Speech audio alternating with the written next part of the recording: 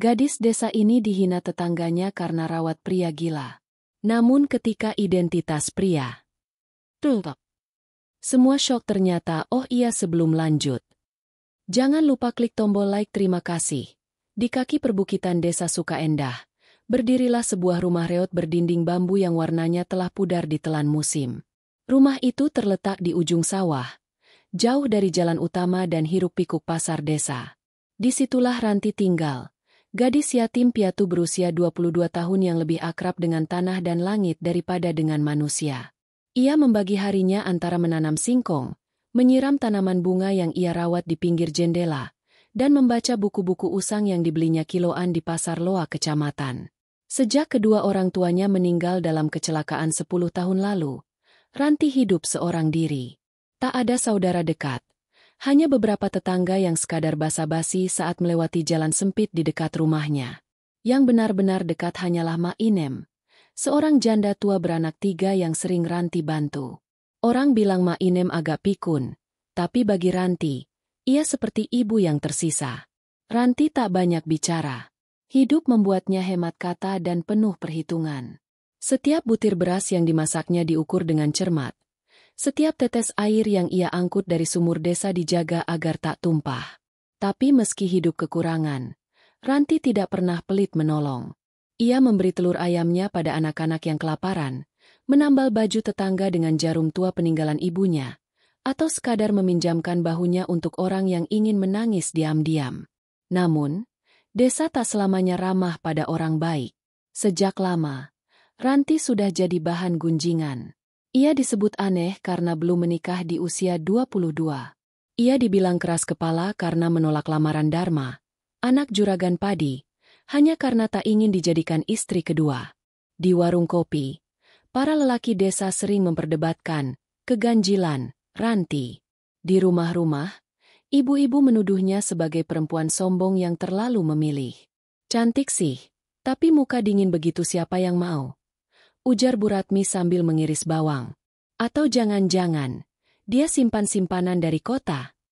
Tawa renyah menyambut fitnah itu, dan begitulah Ranti menjalani hari, dikelilingi suara yang tak pernah ia minta.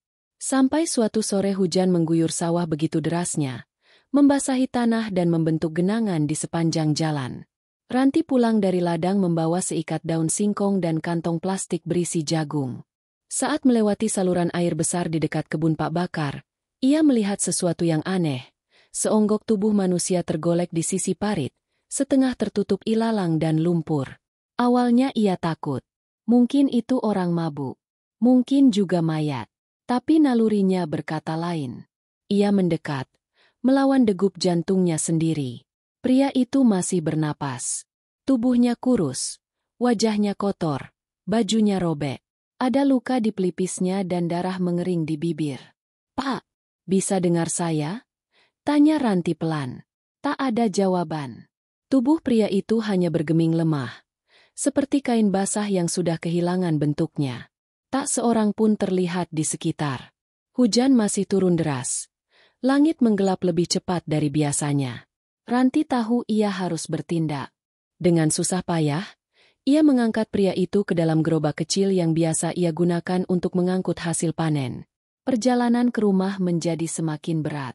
Jalan licin, roda gerobak tersangkut lumpur berkali-kali, dan tubuh pria itu berat, lebih berat dari sekadar beban fisik.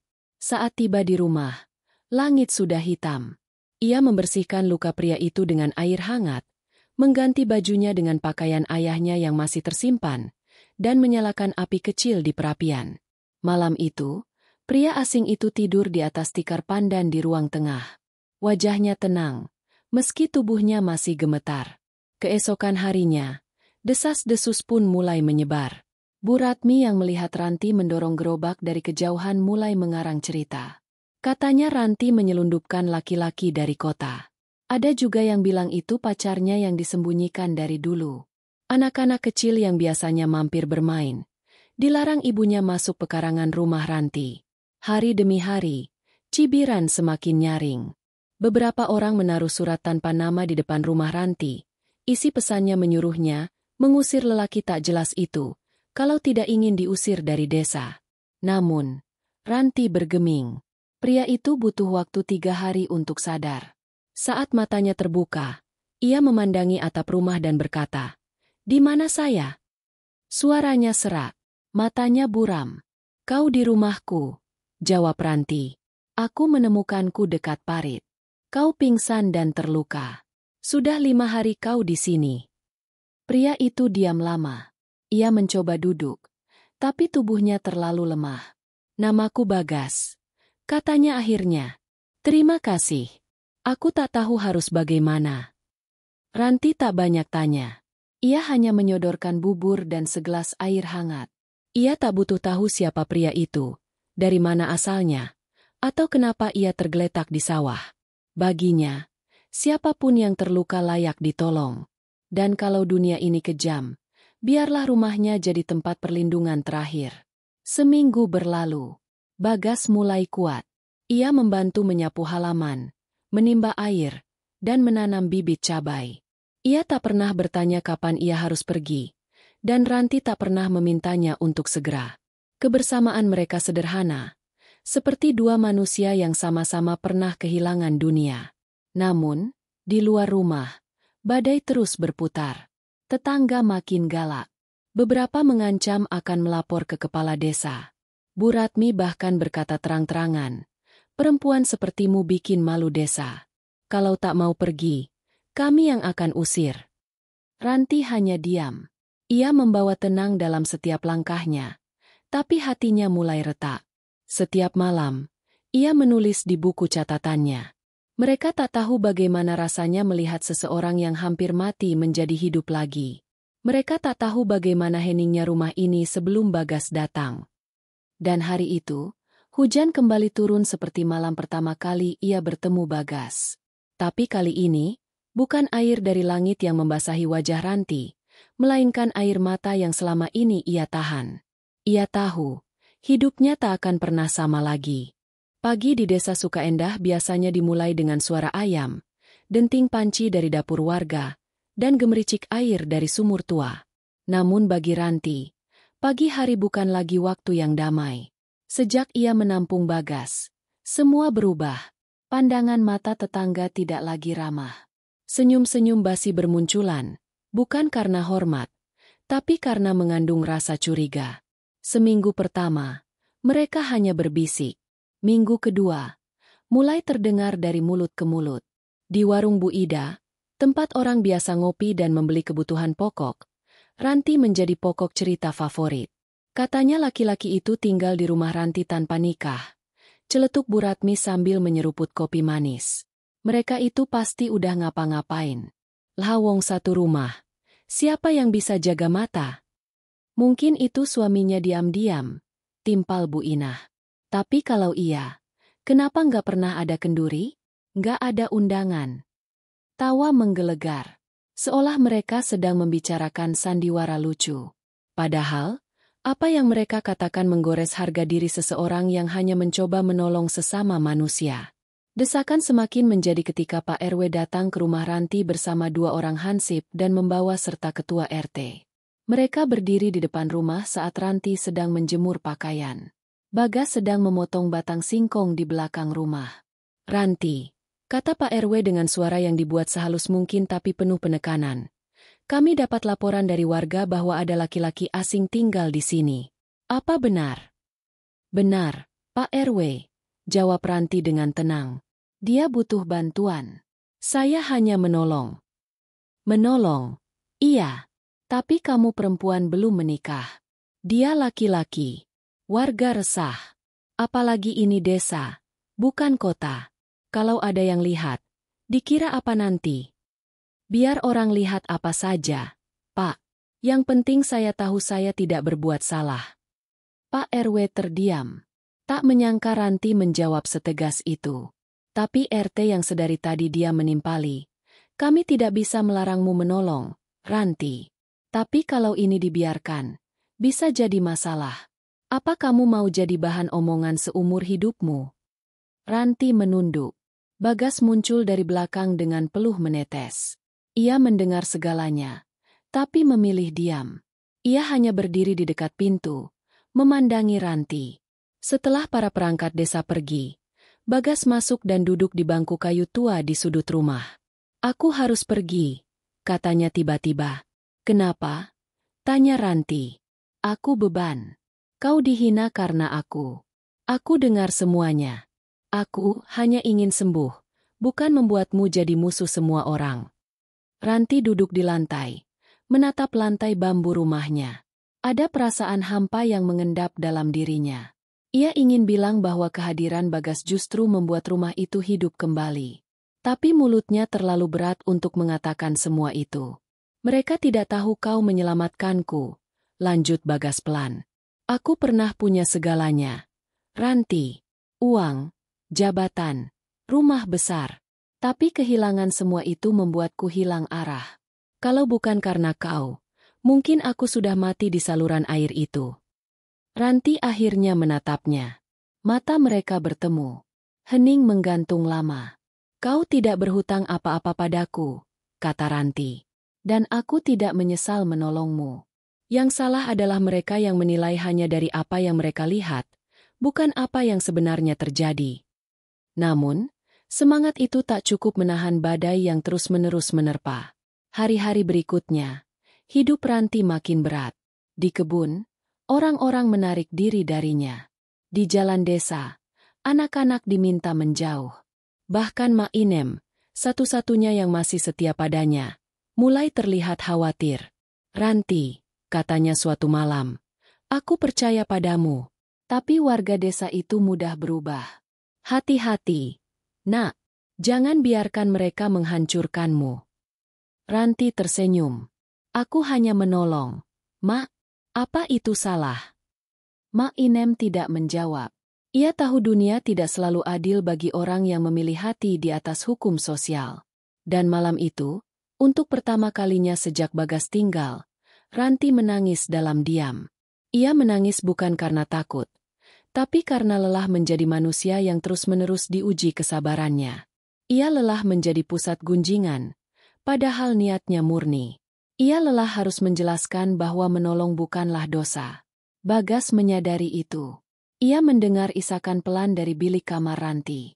Ia ingin mengetuk pintu, ingin berkata bahwa semuanya akan baik-baik saja. Tapi ia tahu, kata-kata tak bisa memulihkan luka sosial. Apalagi jika luka itu diiris bukan oleh pisau, melainkan lidah manusia yang tajam. Maka keesokan harinya, saat Ranti kembali dari kebun, ia mendapati rumahnya kosong. Di atas meja makan, selembar kertas tertinggal. Ranti, maaf karena aku harus pergi tanpa pamit. Aku tidak ingin jadi alasan kau dibenci. Kau sudah terlalu baik. Aku tak pantas tinggal di tempat yang menjadikanmu korban. Doakan aku. Jika hidup memberiku kesempatan untuk membalas kebaikanmu, aku pasti akan datang. Bagas. Tangannya gemetar saat membaca surat itu. Ia tak tahu apakah ia harus marah atau sedih. Tapi yang pasti, rumah itu kembali sunyi. Terlalu sunyi. Hari-hari setelah kepergian Bagas seperti dejavu. Ranti kembali sendiri, kembali menyiram bunga tanpa suara, kembali makan di sudut ruangan tanpa teman bicara. Tapi ada yang berbeda. Ia tak lagi merasa utuh. Warga desa melihat perubahan itu. Beberapa bersorak dalam hati karena menganggap, benalu, itu akhirnya pergi. Tapi ada pula yang mulai bertanya-tanya. Kenapa gadis itu masih bertahan setelah semua luka? Dan Ranti tetap melangkah. Kepalanya tegak. Tapi di dalam dadanya, ada luka yang tidak terlihat. Tapi terasa setiap kali angin sore berhembus melewati bilik rumahnya yang kosong. Ia tak tahu apakah Bagas akan kembali. Tapi jauh di lubuk hatinya, ia masih menunggu. Musim berganti. Hujan mengering, sawah kembali hijau, dan langit cerah kembali mewarnai hari-hari di desa Sukaendah. Tapi hati Ranti tetap mendung. Sejak kepergian Bagas, rumahnya seperti kosong lagi, walau semua benda tetap di tempatnya. Setiap pagi, Ranti menyapu halaman dengan kepala tertunduk. Ia mencangkul ladang kecil di belakang rumah, menanam cabai dan tomat, lalu pulang ke rumah yang sunyi. Tiap malam, ia duduk menatap bulan dari serambi. Matanya kosong, Meski bibirnya masih menyunggingkan senyum pada siapapun yang menyapa, jika ada. Tapi warga desa masih tak benar-benar berubah. Meski Bagas telah pergi, mereka tetap memandang Ranti dengan waspada. Seolah bekas, aib, yang pernah melekat padanya tak bisa hilang meski seumur hidup ia menebusnya. Di pasar, orang masih membicarakannya, kini dengan nada sedikit menyesal, namun tetap menyelipkan sindiran. Sayangnya, gadis sepintar itu buang-buang waktu buat orang asing. Akhirnya ditinggal juga, kata Bu Inah sambil memilih kangkung. Mungkin dia trauma. Laki-laki zaman sekarang memang pandai pura-pura butuh, timpal Bu Ratmi dengan nada tajam. Tak satu pun dari mereka tahu bahwa tiap malam, Ranti menulis surat yang tidak ia kirim, untuk Bagas. Surat-surat itu ditaruh di dalam kotak kayu kecil di bawah tempat tidurnya. Bagas, kau mungkin telah pergi, tapi keberadaanmu seperti nyala pelita dalam gelapku. Apakah kau di luar sana masih hidup? Apakah kau baik-baik saja? Ia tidak tahu untuk apa ia menulis. Ia hanya tahu, dengan menulis, ia merasa sedikit lebih hidup. Sampai suatu pagi, kabut turun lebih tebal dari biasanya. Langit belum sepenuhnya terang, tapi suara mesin asing menggema dari ujung jalan desa. Suara itu berat, berbeda dari suara motor warga atau truk pengangkut pupuk. Suara itu menggerakkan kepala-kepala dari jendela dan mengusik rasa ingin tahu. Mobil SUV hitam berkilau melaju perlahan melewati jalan sempit yang biasanya hanya dilalui sepeda dan gerobak sapi. Platnya dari luar kota, kacanya gelap, dan bodinya bersih seperti baru keluar dari showroom. Warga berkumpul.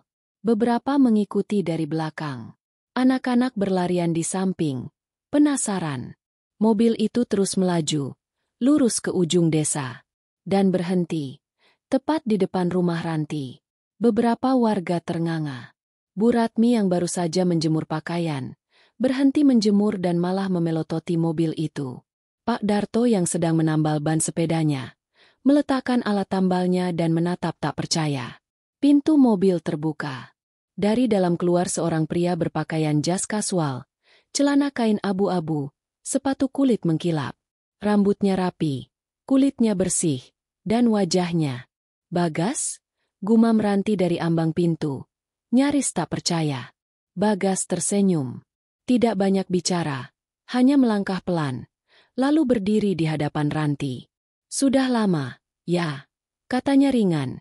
Seperti dua sahabat lama yang hanya terpisah seminggu, bukan berbulan-bulan. Ranti mematung. Tangannya refleks meremas ujung bajunya sendiri. Warga menonton dari kejauhan, mulai bergumam tak menentu. Tanpa banyak basa-basi, Bagas membuka bagasi mobil. Ia mengangkat dua koper besar dan menyeretnya ke depan rumah Ranti. Suara gesek koper di tanah yang berdebu terdengar begitu nyaring. Lalu ia berdiri di tengah kerumunan yang mulai merapat. Lalu berkata, "Nama saya Bagas Pramudia. Beberapa bulan lalu, saya ditolong oleh gadis ini ketika saya tidak punya apa-apa. Saat tubuh saya kotor dan tak berdaya, dia bersedia merawat saya, memberi saya makan, menyembuhkan luka saya, tanpa menanyakan siapa saya atau apa yang bisa saya beri. Hari ini, saya datang untuk menepati janji saya." Ia membuka salah satu koper. Isinya penuh uang tunai yang tertata rapi dalam bundel. Semua orang tersentak. Bahkan Bu Ratmi kehilangan kata-kata. 1 miliar rupiah. Saya serahkan sepenuhnya pada Ranti. Uang ini tidak akan pernah cukup untuk membalas apa yang dia lakukan untuk saya. Tapi biarlah ini jadi simbol bahwa kebaikan tidak selalu harus dibayar dengan cemooh. Warga terpaku. Tak satu pun bergerak. Udara terasa membeku. Seseorang terdengar berbisik. "Ya Allah, dia orang kaya." Bagas melanjutkan, "Saya juga membeli sebidang tanah dan rumah di kota. Atas nama Ranti. Tapi saya tidak akan memaksanya pindah. Itu haknya. Saya hanya ingin ia tahu bahwa dunia tidak melupakan orang baik." Ranti berdiri terpaku. Air matanya menetes. Tapi ia cepat-cepat menyekanya. Ia tidak ingin terlihat lemah di hadapan orang-orang yang dulu menghancurkannya. Sejak hari itu, suasana desa berubah drastis. Warga yang dulu mengejek, kini datang membawa senyum manis. Bu Ratmi mengantar pisang goreng. Bu Inah mengajak arisan. Pak Darto tiba-tiba menawarkan bantuan memperbaiki genteng. Ranti, maafkan kami ya. Waktu itu kami hilaf. Kami cuma takut kau celaka, kata Bu Ratmi suatu siang, memeluk Ranti dengan air mata buaya yang deras mengalir.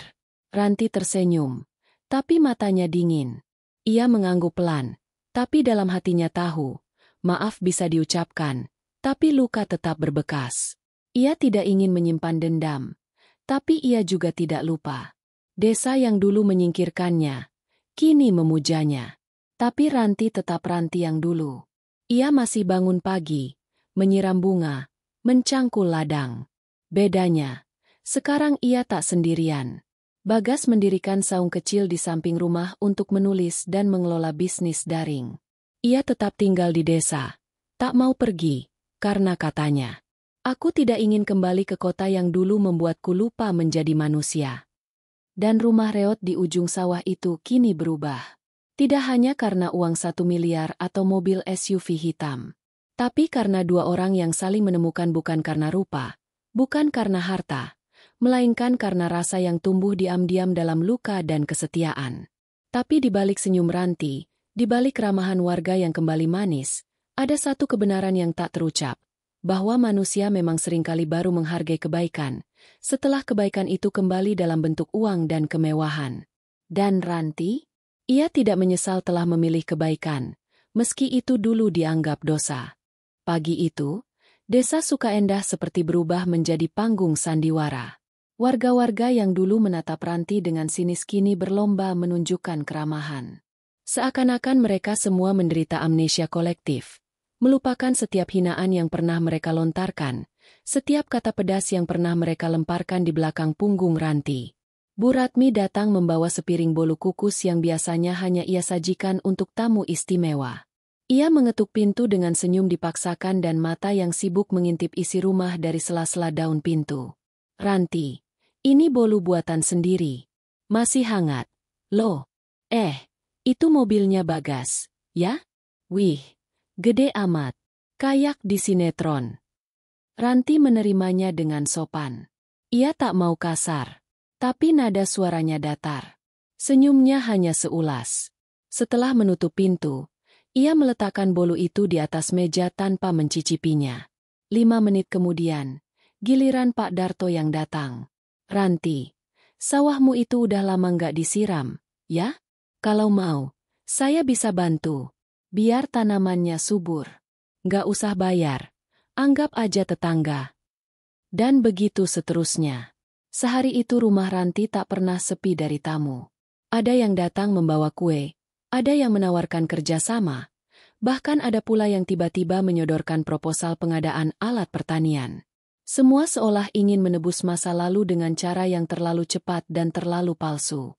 Ranti menerimanya semua tanpa menolak, tapi juga tanpa kehangatan.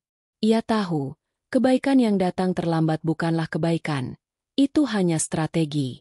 Mereka tidak datang untuk Ranti. Mereka datang untuk harta yang kini mengelilinginya. Di dalam rumah, Bagas memperhatikan semua itu dengan sorot mata tajam. Ia duduk di kursi rotan sambil menyesap kopi buatan Ranti. Rumah itu kini jauh lebih baik.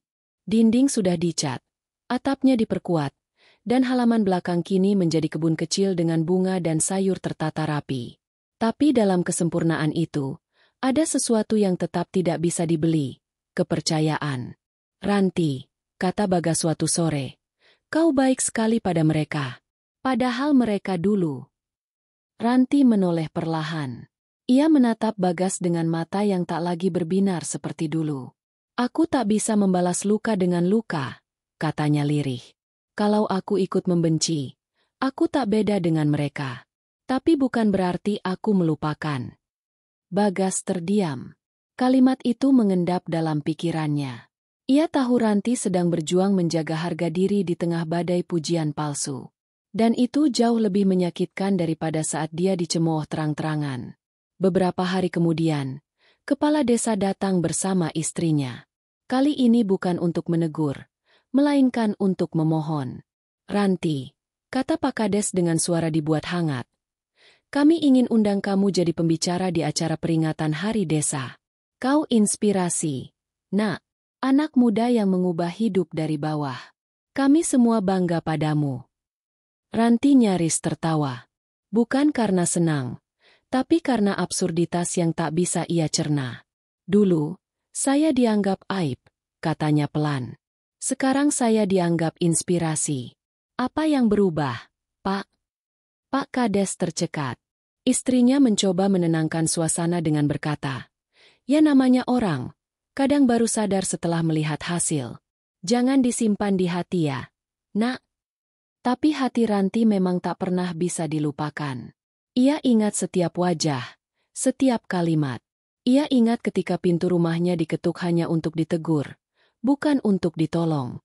Ia ingat bagaimana anak-anak yang dulu bermain di halaman rumahnya kini baru berani kembali, karena mereka tahu rumah itu sekarang punya banyak uang. Malamnya, ia menulis lagi. Kali ini bukan untuk Bagas, tapi untuk dirinya sendiri. Aku belajar satu hal, harga diri tidak dibangun dari pengakuan orang lain, tapi dari keberanian untuk tetap berbuat baik meski tak dihargai. Bagas melihat tulisan itu di meja. Ia membaca pelan, lalu duduk di seberangnya. Ranti, katanya, kenapa kau tidak mau pindah ke kota bersamaku? Aku punya tempat untukmu. Aman, nyaman, tanpa orang-orang seperti mereka. Ranti menatapnya. Senyumnya lelah. Aku ingin tinggal di sini. Bukan karena aku suka sakit hati, tapi karena aku ingin mereka melihat bahwa orang yang mereka hina bisa berdiri tegak tanpa perlu kabur. Aku ingin mereka tahu bahwa perempuan tidak selalu harus diam saat diinjak. Dan aku ingin anak-anak kecil di desa ini tahu bahwa harga diri bukan dilihat dari uang atau penampilan. Bagas menunduk. Kata-kata Ranti tak bisa ia bantah. Ia pun berkata lirih. Aku mencintaimu, Ranti. Bukan karena kau menyelamatkanku, tapi karena kau tetap utuh ketika dunia mencoba menghancurkanmu. Ranti terdiam. Ia tak menjawab, tapi air matanya menetes, bukan karena lemah, tapi karena akhirnya ada seseorang yang benar-benar melihat jiwanya, bukan sekadar wajah atau tindakannya. Sejak saat itu, Ranti tak lagi hanya dikenang sebagai gadis desa miskin yang pernah dihina. Ia menjadi lambang dari harga diri, keberanian, dan keteguhan hati. Orang-orang datang kepadanya bukan sekadar karena uang, tapi karena mulai menyadari betapa kuatnya ia. Ia membuka warung kecil di depan rumah, menamai warung itu kebaikan. Bukan karena ingin pamer, tapi karena itu adalah satu-satunya hal yang tak pernah ia sesali dalam hidupnya. Menjadi baik, meski dihina. Warung itu bukan hanya tempat jual beli, tapi juga tempat orang belajar diam-diam.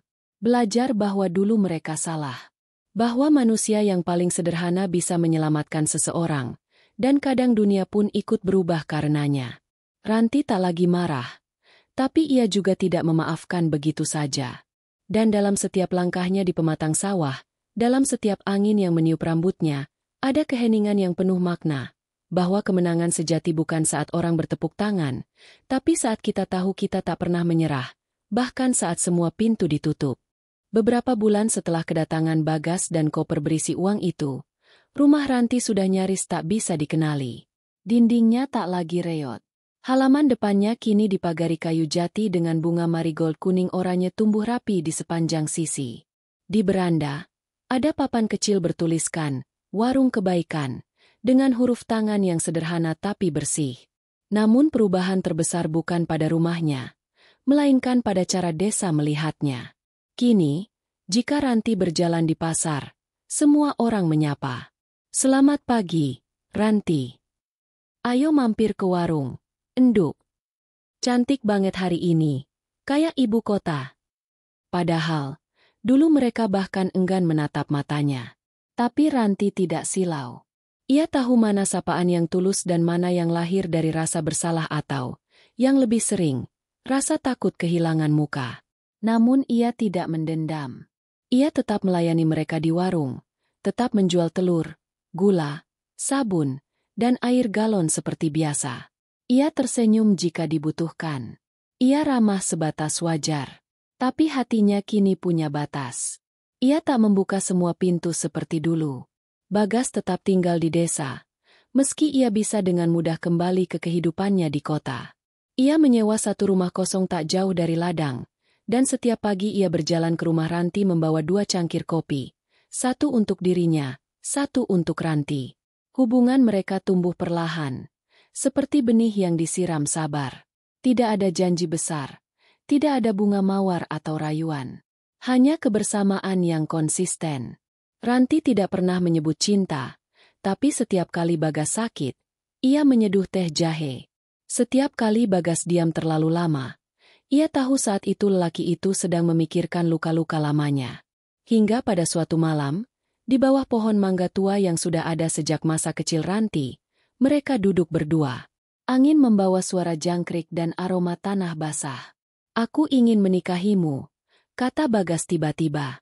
Ranti menoleh. Matanya jernih. "Aku tidak punya gaun. Tidak punya pesta. Tidak punya cara untuk menjadi perempuan kota. Aku tidak butuh gaun atau pesta. Aku butuh kamu.